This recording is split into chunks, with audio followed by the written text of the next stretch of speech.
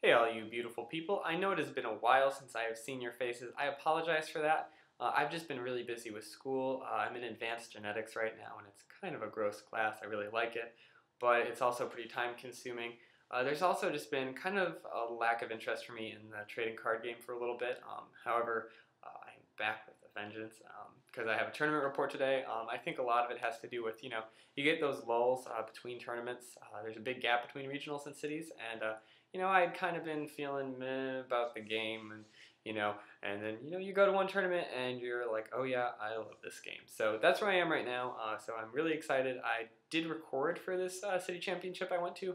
I only recorded the top cut because I forgot a cable that I needed to, kind of increase my memory capacity, move things from a memory card to a hard drive. My bad, but that won't happen again. And really excited to bring you this tournament report from the Bentonville City Championships, obviously in Arkansas. So it's a small city championship. There are about 16 people there. It's isolated in the mountains, so, but there's actually a pretty darn good field of people who went there, so, that's pretty neat. I decided to go conservative, play Garbodor actually with that kind of list I was playing in that video I posted last, the Garbodor Landorus against Ty. But I really liked that deck, but I just didn't have the Landorus to play it, so I decided to go 4 Mewtwo, 1 Stunfisk, 1 Landorus as my attackers, Landorus EX.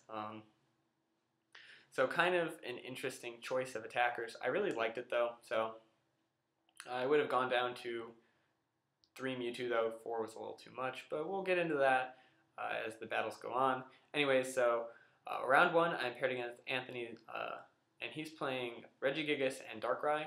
He just dead draws though. I start off with Mewtwo DCE, and I pretty much just X-Bomb. He plays the Max Potion to buy a couple of turns, but he doesn't hit a supporter, and I just basically bench his Regigigas, and that's the game. So that was kind of unfortunate. Felt bad for him, but at the same time, these things happen, and we're playing competitively. So, good luck to him the rest of the way, but that's just kind of how things play out. So kind of a dull game 1, a little unfortunate, but, a win's a win, and I'm moving on to 1-0. Round 2, I'm paired against Kevin Murphy, who is a very good friend of mine and also jokingly my Gary Oak. He's pretty consistently been the #1 rated player in Arkansas, while I've been #2 pretty much since the start of last season. I've kind of kept that title as #2 for most of it, maybe a couple of times where I dropped to 3 or 4, but pretty consistently. So he's been very consistently #1, and I am hopefully going to try and take that title from him today at this city championship. He is playing Darkrai Sableye with a Keldeo tech, and it's a really fun, intense game. I mulligan a bunch, so I give him a big hand, and he gets to go first. It's really intense, and we start trading prizes. I get the lockup quickly, which I was fortunate to do in pretty much every game I played. And so we basically trade prizes. The Garbotoxin doesn't do that much. Taking away Dark Cloak is nice, but Kevin plays that matchup really well in that he doesn't bench a Darkrai unless he's going to put at least 2 energy on it that turn. That way I can't really catcher them up and kind of stall and get some free hits on a Darkrai. If I do that, he just has the energy attachment for the next turn, and he can just keep on Night Spearing. So Kevin plays the matchup really well. The one key play that he makes is that he actually, instead of Night Spearing a Landorus and trying to 2-shot it when he has the catcher in hand, he actually catchers up a Garbodor, but he didn't know that I had just kind of been playing the lock very conservatively. I didn't drop my tools or evolve more Garbodors when I felt like I needed them. He KOs my Garbodor, it goes back into my hand with Rescue Scarf, so he takes himself down to 1 prize, but I just set the lock right back up, and I end up taking advantage of a couple of catchers I had. Keeping that lock intact turned out to be key though. And basically, I end up having to catcher stall because I whiff on the energy, but 2 turns later, I end up finally hitting the catcher. I actually had only played, I hadn't played any with 2 prizes left, so, fortunately I knew I had 3 catchers in deck and not that many cards left, so I ended up being able to take that one on. Kind of a misplay by Kevin. He admitted it later that that was definitely not the way to go about that. So, I'm on to 2-0 after a really close one that, really kind of got me nervous. And round 3, I'm playing my good friend Logan. He's playing Rayquaza Electric, which is a matchup I am very fond of with this Garbodor deck.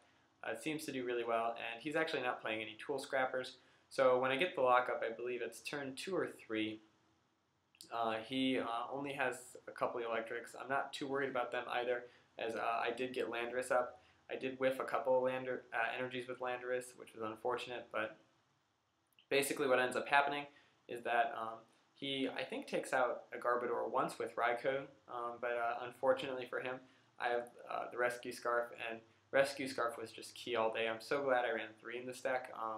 You know, if you want to run Garbodor, you have to keep the lock up. Rescue Scarf is a fantastic card for doing that. I don't really like Rescue Scarf in anything else, but if you're playing Garbodor, that's really one of the big tools you need to play.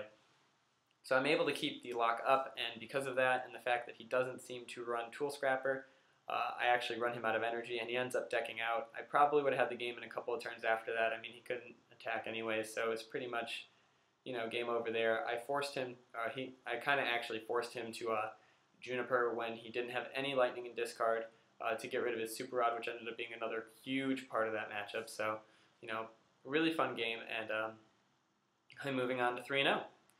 Round 4, I'm paired up against Michael Kendall, who is a very well-respected player. I actually had never met him before, but I was later told that he's actually the guy who came up with the idea of pairing Gengar from Stormfront and Garchomp C, which is a you know, pretty popular archetype that was, you know, talked about a lot in the heyday of SP. I wasn't really as competitive then, so I'm not super familiar with like the specifics of the deck, but I know it has a lot to do with being able to take out things like Uxie and Claydol, just, you know, having some with Crobat drops and stuff, and just having some really magic numbers that it just seemed to work with. And, you know, it was a deck that, you know, I'd heard of and was like, you know, it's always cool to meet people who get credited for archetypes and stuff like that. He's a very good player, and he was playing Rayquaza Electric. This match goes sort of similarly to the last one, except I actually do get to hit my energies, and I do, you know, just take out Tynamos really quickly and set up the lock. He plays it very well, though, despite the fact that I just run hotter than the sun. I just can't seem to, you know, really steamroll. I mean, he really keeps up with me on prizes. He's forced to play his Tool Scrapper, though, at a less than ideal time, just based on Junipers and things like that, when you have to play supporters. So he kind of is forced to play a turn earlier than he wants to, and I also, you know, keep doing a really good job of making sure that, you know, I don't play more tools than I need to. Usually I won't put tools on more than one Garbodor / Trubbish at a time, just because, you know, that way I can assure that I won't get Tool Scrappered for too many things at once, really minimizing the effect of Tool Scrapper. And so basically I run him down to probably 2 energy-ish in deck, and that ends up, at that point, he just scoops. He realizes he can't KO my EXs, and that's going to be the key to the game. And I think I was already ahead on prizes by 1 at that point. I think it was maybe 2-3 or 3-4 or something like that. So he ends up scooping. You know, it's a really favorable matchup for me, but it was a really good game. Actually, you know, all these, with the exception of the first game I played, where I just kind of went through my opponent, were really, really intense games for, you know, people playing the decks really well, you know, trying to get through the lock. That was one of the things I really ended up liking about Garbodor, is that the quality of my games was better. And while I, you know, care about winning a lot, and, you know, I am playing competitively and would play a deck that doesn't provide as much of fun matchups if I can win more, you know, as unfortunate as that is to say, I want to be able to play my best. I really enjoyed that this deck really provided some interesting matchups on both sides. So I went 4-0 in Swiss, which means that I was the #1 seed. I was the only XO, which is, you know, exciting. I've actually never been the XO through Swiss before, so, you know, that's kind of a new thing I can add to my resume. And I was paired back up against Kevin for Top Cut, which was not really what I wanted to see. I felt like Kevin was probably the worst matchup I had in the field, just based on archetypes. Michael Kendall also made it with his Ray Eels, and Mark Oliver, my testing partner, made it with Blastoise, so I was super excited to see, you know, some really good friends in the Top Cut. But I would have rather played either of them than Kevin. So what happens is that game 1, Kevin just basically turn 3 donks me, I guess we're just going to call it. He gets the turn 2 Darkrai going first. Fun fact, I only went first in my first game, so, or I guess I went first for part of the best of 3 in Top Cut, but anyways. So he ends up basically turn 3 donking me after I just don't hit supporters or anything, and just KOs my 2 Pokemon that I had in the field, my Mewtwo and Trubbish. Game 2 is a really close one. It ends up really coming down to him not having catchers when he needs them, and just really close game. I can't remember the specifics of it. Kevin and I were both phenomenally tired for this at this point. Just, you know, long weeks of school and stuff like that, not getting a lot of sleep. And Basically, this one comes down to him just not having a catcher and me just being able to barely squeak by in a really, really good game. Kevin and I had some great games, which I'm really glad to see. We joke around that he's my Gary Oak, he's my rival because he's #1 in Arkansas and all that jazz. But so we had a really good time with that. And then moving on to Game 3 was another really intense game where I consistently got the lock up and kept the lock with him all throughout these games. And this one really came down to right at the end. I was down to 3 prizes. He was down to, I believe, 2. And basically, he had a Sableye with 50 damage on it on the bench with 1 energy on it, and another Darkrai with 1 energy on it on the bench as well, and I believe full health, but didn't matter too much. And then he had an active Darkrai, which had a little bit, or which I don't think had any damage on it actually. So what I go to do is I decide to, with my Landorus that has 90 damage on it and 2 fighting energy, I attach the DCE and go for the Land's Judgment, knock out his active Darkrai with 3 energy on it, his real big threat to me.